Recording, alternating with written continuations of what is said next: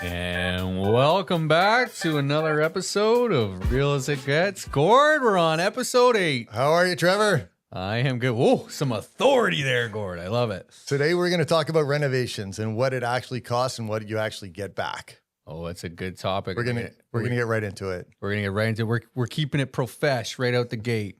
So I get asked a lot, and I'm sure you do too. It's like, hey, if I renovate my kitchen, will I get more for my house? If I change my replace the flooring, will I get more? So I've got some stats and some numbers here. I want to quiz you on it and see what kind of what you think. If you got some examples, so one of the first ones, and we get asked a lot, if I replace a kitchen, what do you think the return on investment is if you replace a kitchen? If you do it right, what do you want to do? Numbers or like Percentage. if you spend So if you spend $100,000, how much are you going to get back?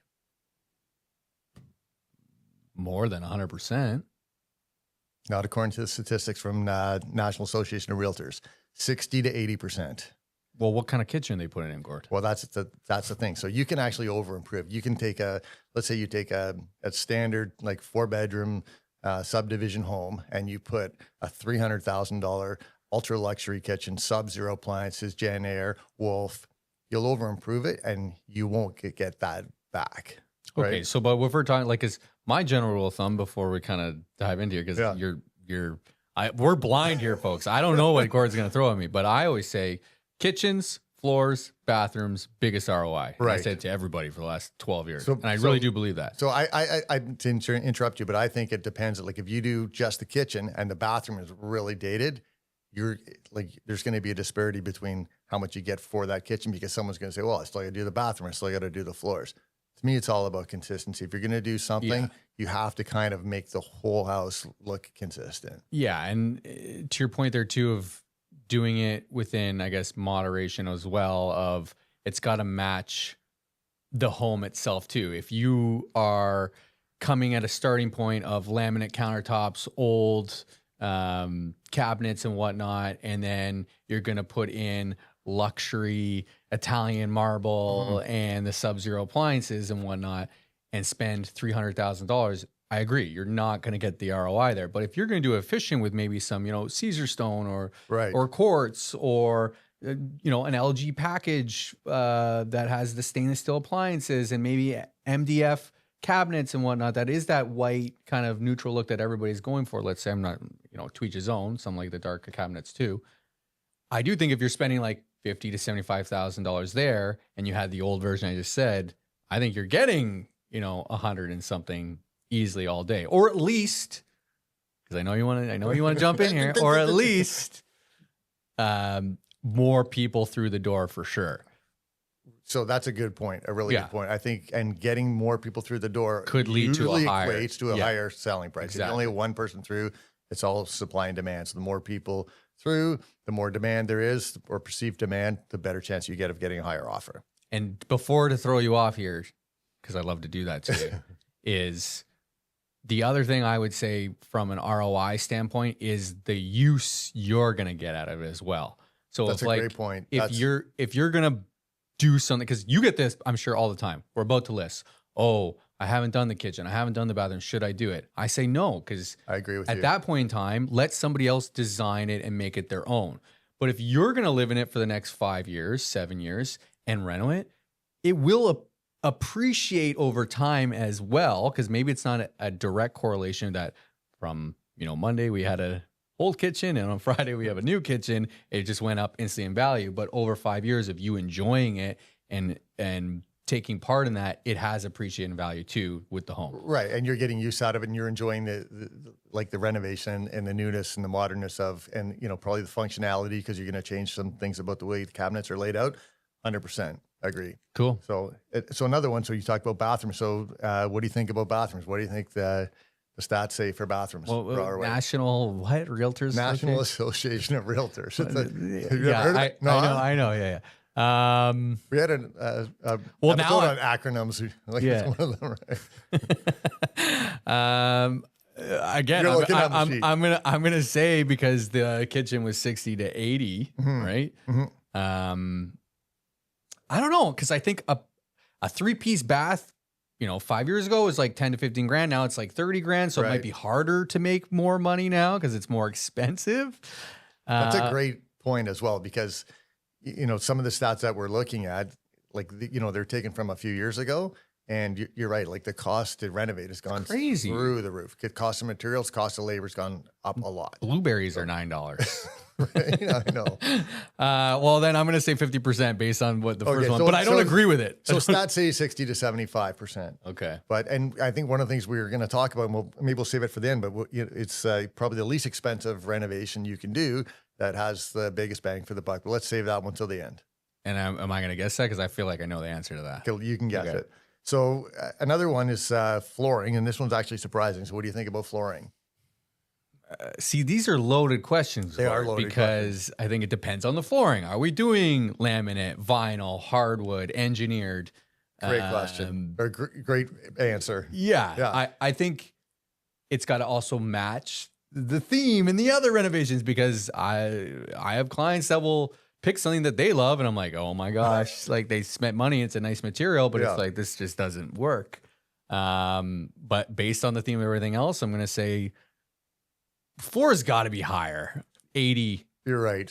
70, 80%. Yeah. But you're right. So I like your point, like, kind of depending on what's there. So if there's an old carpet there and you're going to replace it, say, with a luxury vinyl, you may get more than 100% back, because it's going to just look so much better. You'll get more people through the door, and somebody won't deduct from the price thinking, oh, I've got to replace this carpet, and I'm going to, spend a lot of money to do that. And it's the cost too. If we're actually looking at it from a cost standpoint, a luxury vinyl can look like hardwood. Oh, it can look amazing. And you're paying, $5 to $6 a square foot for the material. Where an engineered hardwood or a 3/4, 10-inch wide plank hardwood, real wood, could be easily in the 10 to 12 range. That's right. And me and you know it, and we're excited about it, but the consumer might be like, I don't care, it looks the same as the vinyl, right? Yeah, and the consumer may not appreciate the particular type of flooring that's down. They may want a different color, and it's all for naught.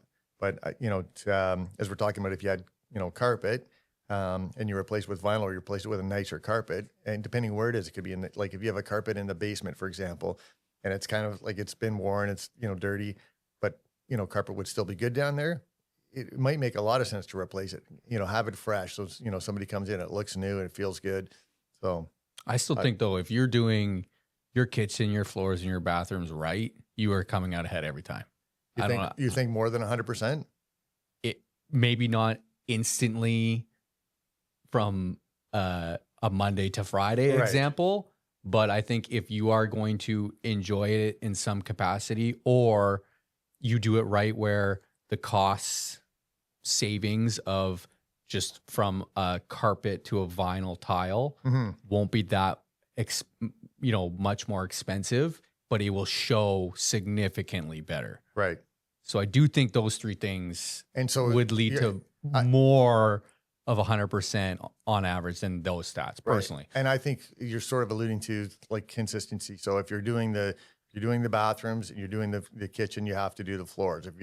Well, it's like everything, right? Because if you do the kitchen, but you leave the walls dark navy blue, it's not going to probably work the same way. Have you ever had a situation where you've seen a renovation done with the intent to sell, where maybe it didn't, translate as well? Well, I was do you have any examples? Kind of smiling when you said the one. I had one in like Falgarwood and Oakville, and they went all out on the kitchen. They put in this massive island that was probably 15 feet long, but it was only 3 feet deep, let's say. And then he left the wall up. It was also a shuffleboard, or so it looked like a shuffleboard table, or like you went to a resort and you would lay out like other things for the buffet. And then they had this Sub-Zero fridge and everything in there. And I remember being like, here's all these things, and they spent all the money. And that is an example of, for sure, it was probably closer to 50% return. Right. Now, from a photo standpoint, it did look good, but then when you were in person, you're like, this just doesn't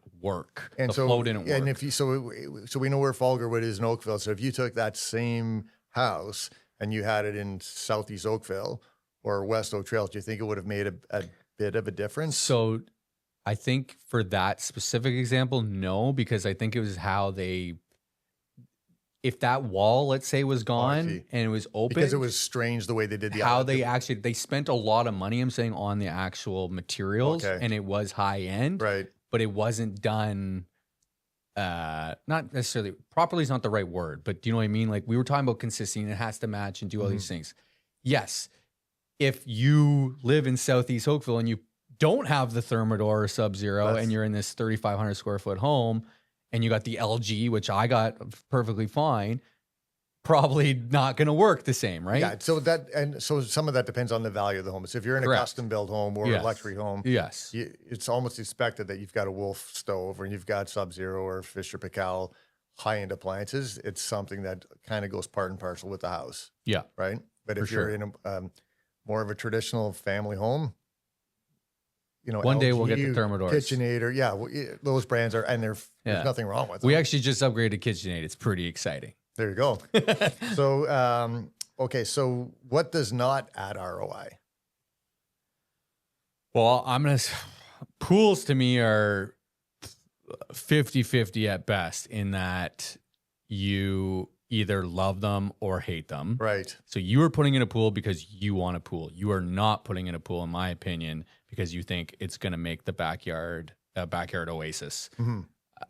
The amount of young families too that are uncomfortable with, you know, maybe kids running around or they want the green space to play. That's at least my thought. The first thing that came to mind, because again, I don't know what you're throwing at me. Well, so no, I agree with you with pools. So we'll talk a little bit about that first. So yeah, with swimming pools, you're right. I think, you know, half the people love them, and it kind of depends on the family dynamics, right? So somebody like, you know, downsizing maybe doesn't want a swimming pool, or like, you know, because they're not going to be there as often, or maybe they do because the grandkids will come over. But with pools, you can spend a lot of money. So the pool's one thing, but then you've got to do the landscaping, and the landscaping itself can be well over the cost of the pool. It's $100,000. Easy. Like, yeah, the landscaping alone could be in a traditional, like. And what are those the composite pools now, right? Where they crane them over. Yeah, they're a little less expensive, I understand, like to install, but you still have the landscaping. Yeah, well, I think during COVID too, I remember that you couldn't get them, and they were super expensive. It was like boats and everything too, right? Yeah. But I guess then to answer your question, like if we're gonna go, I guess, nerd out from a real estate standpoint, like you could talk about the type of insulation, the type of shingles, the type of windows you're putting in. You know, I still think curb appeal actually is a good investment, but you got to be smart about it, where you don't want to make it look like it's a deranged house, and not lived in, but you also don't want to go to the nines where it doesn't match the rest of the neighborhood. Right. But again, I also have the argument of you might not see the roof and the insulation and the windows, and it's not flashy like the floors, but they really are good investments. They probably don't lead to the ROI, I guess, if we're saying. And you're right. And so what I was kind of looking for is over customization. So for example, you take a typical family home and you put a $300,000 kitchen into it, you're not getting that back. You're over improving it, which can easily be done. But to your point with roofs, it's a great example. So let's say you spend $20,000 putting a roof on, which you can easily do. What are you getting from that? Well, you're getting a roof that doesn't leak. You expect it when you buy a house, the roof's not going to leak. So I don't think you're going to get 20. So you spend, let's say $20,000. I don't think you're getting 20 back on that house because of it. Because it's expected the thing's not going to leak. Yeah. And I think the problem with that per se too is like how we market it, right? So on one hand, if you actually get into the house and see the house, and then you find out, oh wow, I don't have to do the windows, the roof, and insulation things, you're ecstatic because now those are things you know are expensive, but you don't have to do. But from like a marketing standpoint of, let's say they just see the house as a picture and you don't have the new kitchen floors or bathrooms, you might overlook it. Meanwhile, they had done all the hard, expensive stuff, because those things actually in general sometimes are more expensive. It's true. And it doesn't lead to the ROI, but it does too. So I don't know. Like it does to a degree. So I think so. We always ask about windows, roof, furnace, and air conditioning, kind of in that order, is how expensive they are. So if you replace the windows, and AC and furnace, you don't want to rent them. That's you don't want to rent. Do not rent. Yeah, but those are, I don't know, they're almost sunk costs to me. Where like you could buy just don't go over the top high efficiency because that thing's going to be a lemon. And They're all gonna these have the things, same lifespan. yeah, they're all break now in like Right. 7 to 10 years. It's And crazy. then with windows, what do you think about windows? Like with replacing them just because they're older? Yeah, see, there you go. The amount of times we go in a house, right? And you see the seal, you have the The not two panes, the precipitation. thermal panes. Yeah, but when there's the little water between them, Condensation. Condensation. Thank you. Struggling on live TV here. When you see the condensation, the gas has obviously failed. It aesthetically doesn't look great. Right. Efficiency, you're probably losing either AC or heat. Mm-hmm. Is the window not working? No, the window's perfectly fine. It's just, do you like that, right? Right. So In some of those cases, you can have just the pane replaced without replacing the whole window itself. Even in Toronto, like some of these homes are 1880s to 1920s, and they got and people love the aesthetic of them. They're terribly efficient, but they still work. They're still a window. That's right. They're inefficient. Yeah. Yeah. And so if you have Did I say inefficient? What did I say? You said they're terribly efficient, but they're not. So they could be leaded glass. Yeah. Right? Yeah. But, so if you have say 10 windows in a house, and let's just say it's, I don't know, $1,000 a window to replace them. So I think that's way more than that now too. We should talk about that. Yeah. So $20,000. So they're going to cost you $20,000 just to replace windows. Does it make sense to replace them just because you think you're going to save some money on energy? It's going to take a long time to save $20,000 on your gas bill. Yeah. You might save $5, $10 a month, 15 even. It's going to take, you know what I mean, for the add up to 20 grand, a long time. If you got the mold and it's clearly visibly, or the frames breaking down, or they don't address operate, it, and that will lead to a return on your investment, because when people come to see it, they're gonna be like, okay, the windows are in good shape. Right. But me saying I spent, again though too, I don't know. We're in different times where now I bet you some people will value, crimes a little bit up. Maybe they will value having a certain film on it that doesn't break, right? Especially on the glass doors, and I don't know. So maybe. And going back to your point about bringing people through. So do you find when people come through and like there's like windows need to be done, or the roof needs to be done, or the furnace, do they start deducting that from the asking price? Are you seeing that a lot? Like I'm seeing that we almost flipped again here now, where the turnkey stuff is moving. Mm-hmm. And I think to your point, cash is king. Cash has always been king, but to have to fix these things, it seems that people don't want to do that. Well, you can't mortgage it. So if you have to, you buy a house, then all of a sudden you got to spend $40,000 to replace windows. You can't, you're not getting a mortgage for that. It's going to be on your line of credit. Now you may be able to get an improvement added to your mortgage, but it's not easy to do, and you don't get that money until after it's finished. So you have to put the money up front. Blueberries are $9. I mean, chicken's expensive. Everything's expensive. Well, look at gas. Yeah, gas is about to get a little gnarly, eh? Yeah. Well, diesel used to be less than gasoline. Now it's quite a bit more, and it's just for those still driving diesel cars. A lot of my friends are, family members are. It's brutal. Yeah, it's horrible. Okay, so least expensive renovation with the highest return. What do you think that is? Paint all day. You sure? I preach it, so I really hope that's the answer. You're right. I agree with you. It's it can make such a difference. It neutralizes the home. If you had to say 3, because I know I always say 3. Okay. What would you say? So paint, I would say number 1. Number 2, I would say light fixtures. Yeah. Okay. And then number 3, just a quick way to modernize a kitchen would be to put new door hardware on. Yeah. For even throughout the house, throughout the house, bedroom doors, bathroom doors, cabinet doors, throughout. You make it all like we were talking about, where maybe everything is white, but they have the dated little knob. Or they got the brass knob. You put black ones in. Put black ones in, or stainless steel. Go to Home Depot, get a bulk deal. Yeah. Shout out Home Depot if you want to be a sponsor. Are we sponsored by Home Depot? Yeah. No, we're not. Hey, 37 people that watch this. That's right. Yeah. Shop at Home Depot. The Home Depot in Dundas just saw their doorknob sales go up by 1. Yeah, exactly. On Thursday. Yeah. Hey, you just need 1. It starts with 1. That's right. So those would be my 3 too. And okay, awesome. So for paint, so you we used to see Balboa Mist was the staging color. So you'd bring a designer to the house, and they bring the Benjamin Moore thing. They flip through. 10 minutes later, elbow mist would look great here. Oh, really? Thank you. Next house, same thing. And that was kind of a grayish. That was really, really. I feel like the new one for that now is Chantilly lace. Chantilly lace. And then Simply White's still got to be up there. Yeah. I'd say Oxford White's up there. And then I think Oxford it's White's White Dove or whatever it is. They all have that little tinge. One's a little bit of green, one's a little bit of gray, one's a little bit of yellow. And then Chantilly is the premium white. And Simply White. Designer white. Simply White we see a lot. Oh, that's what I thought I said that second. But yeah, I love Simply White. Yeah. I like the more warmer color. And you're noticing that walls, doors, trim, everything's painted the same color?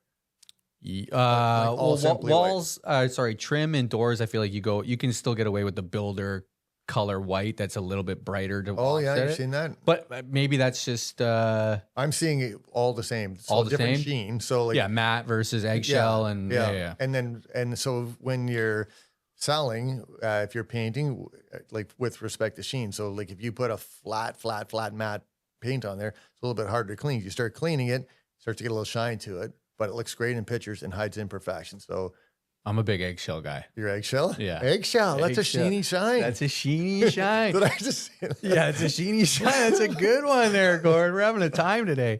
I think too, in respect to the floorboards and doors and whatnot, a lot of the times too, because it is the cheapest way of making it look better, right? To save money, right? That's why you will save in paint by doing it that builder quality white, right? And nobody would notice, and it gives a little bit of contrast. Yeah, a little bit of contrast between the frames and the baseboards. Yeah. That's awesome. Okay. Well, yeah. So did we talk? Well, you had a whole. Well, did we go over it all? You got 19 papers here, guys. I know I do. So, I guess the last thing is you talked a little bit about landscaping. So front of the house, curb appeal, however you want to call it. We're more talking about backyards, but when you pull up to a house, you can people make first impressions when they buy a house, right? Yeah. So if the lawn's looking nice, if there's mulch, if everything's trimmed, if there's some flowers planted, even if it's you can't do it in the wintertime, but we're coming into spring now, that can make a massive difference. Huge difference. And to your point, you don't need to spend thousands and thousands of dollars, depending on the time of year, what flowers in, give it a little pop of color, right. Get some, cheap little hedges that will eventually grow, but you put the mulch right? You have the fresh cut grass. For us dads out there, you get the lines in the grass, making it look tip top shape. And do the double cut. You do the double cut, go this way, then you're that away guard on both sides, eh? And then double cut on an angle, even better. Yeah, that's top shelf right there. And it looks great in pictures too, especially if we're using drone photography. And we're not saying go out and lay limestone or anything like that, but if you are going to be there for a little bit and enjoy it, that stuff does add value too, and it also protects, in a way, like the driveway right now that we have just a basic asphalt driveway and we have no the sealer. Everything's just well, and if you seal the driveway, before not even sealing, I'm saying if you have even the sides of you got some limestone and everything built in, it kind of keeps it all together too. Right, and definition between where the driveway ends and where the grass starts, rather than just a mud pile or I'm not saying actually the neighbor down the street just did a whole heated driveway, and over winter I was like, man, that's nice. He had no snow the whole time. Good investment. Only $400,000. Yeah, it's probably really expensive, but he didn't shovel once. Yeah, that's great. I'm sure he's loving it. Yeah, one day. Yeah, one day. And you see the steam coming out of the side of the house where it's no global warming here. Nope. No. Well, so I guess the other thing, just kind of to, and we talked a little bit about where you're, putting a lot of money or a high-end kitchen into a house.